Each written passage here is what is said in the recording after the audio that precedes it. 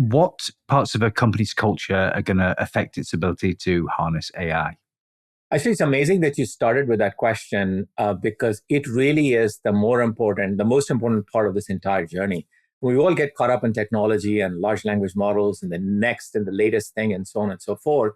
But the reality is tech is never the long pole in the tent anymore. It is right down to culture. It's around people. It's around process. It's around design and experience that actually drives success. And you pick the right one to start with, which is culture. Because fundamentally, this is about people and this is about getting enterprises behind it. I'll give you our example. What we do for a living is we take business processes and we drive it for our clients and across the Fortune 500.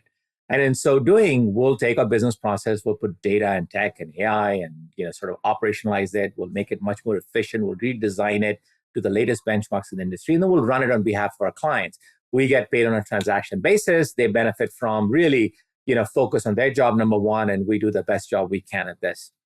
Now, if you think about our company, we've gone through a process of saying, what is it that we need to do about our culture and our mindset, actually? And the mindset change is what's really critical. So we've decided we're an AI-first company. But what does that really mean?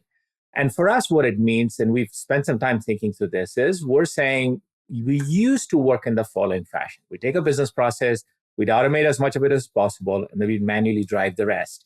And every single year, we'd actually increase the amount of automation up by 5 points, 10 points, whatever made sense for that year.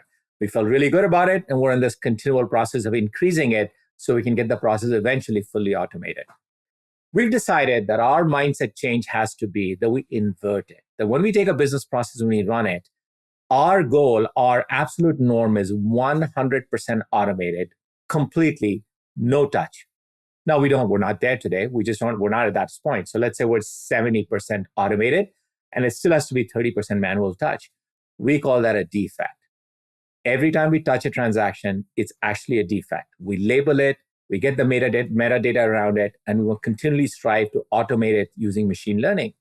And so in many ways, it's an inversion of a business model. It was that we would put productivity into it, we'd automate it, and then we keep increasing every single year.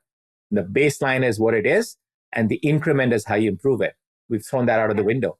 We're saying the baseline is 100% automated. Anything that doesn't get us to the baseline is a defect, and I'm using software terminology over here. And so just like a software company would, we have scrum lists and bug lists, and we actually spend time on sort of working down those bugs. And it's, you might say, hey, Sanjay, you're doing the same thing. I mean, you're really just, putting more and more AI and automation into it. And I'd say, no, it's not.